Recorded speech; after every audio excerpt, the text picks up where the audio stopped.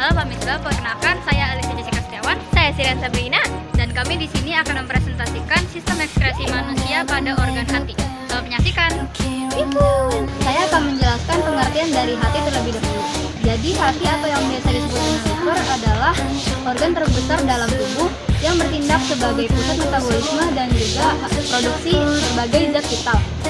Cara hati menghasilkan berbagai produk-produk biologis itu dilakukan melalui aktivitas sel-sel hepatosit yang menyaring darah dan memproses nutrisi secara terus-menerus.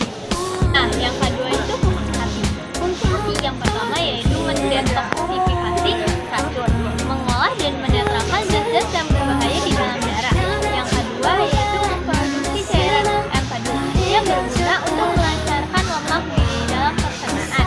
Yang ketiga yaitu menyimpan zat-zat penting.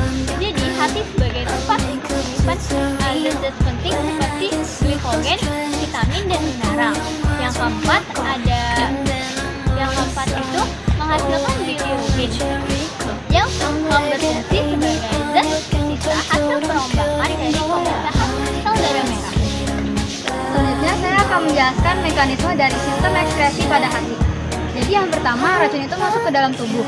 Racun masuk ke dalam tubuh dapat melalui apapun yang sudah kita konsumsi, seperti makanan, minuman, obat-obatan, dan juga alkohol. Nah, racun juga sudah ada dalam tubuh kita, yaitu dari zat dari sisa-sisa metabolisme tubuh kita. Lalu kemudian racun itu diserap dan dicerna oleh tubuh dan masuk ke dalam sistem pencernaan, yaitu lambung dan usus. Setelah dicerna oleh sistem pencernaan, darah kemudian menyerap racun-racun tersebut dan kemudian dibawa melalui vena porta hepatica yang kemudian dibawa ke dalam organ hati. Setelah masuk ke dalam hati, sel hati kemudian memproses racun tersebut yang kemudian memecahnya menggunakan enzim, lalu mengubah racun tersebut menjadi zat yang lebih aman, kemudian mengubah racun tersebut agar dapat lebih larut ke dalam air sehingga lebih mudah untuk dikeluarkan dari tubuh. Contohnya yaitu amonia yang kemudian diubah menjadi urea. Lalu selanjutnya yaitu ada proses bilirubin di hati. Selain racun, hati juga mengeluarkan bilirubin. Nah, bilirubin ini merupakan zat sisa dari sel darah merah yang sudah tua, yaitu kurang lebih sekitar 120 hari. Kemudian bilirubin tersebut dikonjugasikan yang kemudian akan dibawa oleh cairan empedu yang akan keluar bersama feses dan akan memberikan warna pada feses. Lalu yang terakhir yaitu racun akan keluar dari tubuh. Nah, racun ini dapat keluar dari tubuh melalui berbagai bentuk. Contohnya yaitu ginjal yang akan mengeluarkan racun dalam bentuk urin, empedu yang akan keluar bersama bilirubin dan juga racun-racunnya dalam bentuk feses, dan juga kulit yang akan keluar dalam bentuk keringat. Oke, tahapan produksi bilirubin. Yang pertama, sel darah merah yang sudah tua kurang lebih 120 hari dihancurkan di limpa dan di hati. Nah, hemoglobin dari sel darah merah dipecah menjadi dua, yaitu globin dan heme. Globin akan diurai menjadi asam amino, sedangkan heme akan diproses menjadi bilirubin. Nah, bagian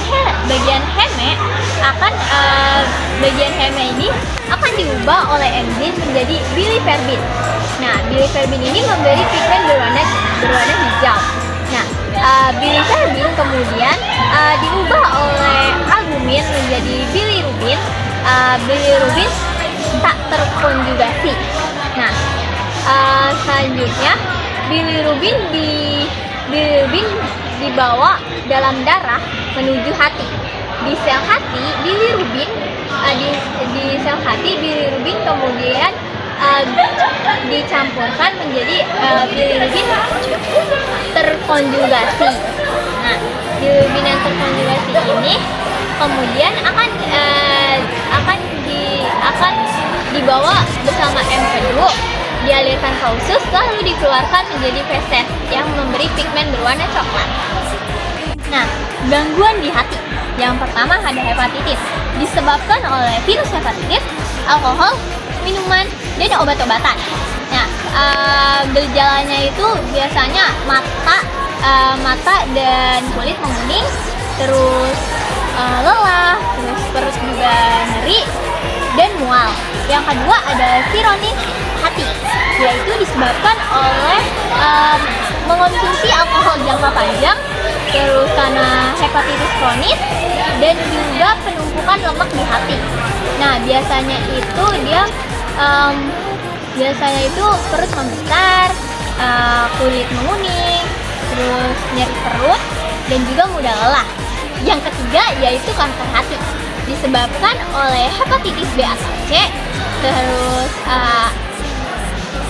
sironis hati, alkohol, dan juga racun makanan.